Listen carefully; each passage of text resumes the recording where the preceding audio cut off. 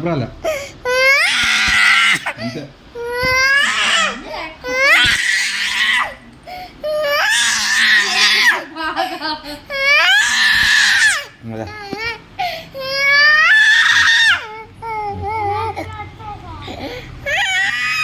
Daddy దగ్గరికి ఎందుకు వెళ్ళిండ్రు ఇద్దరు?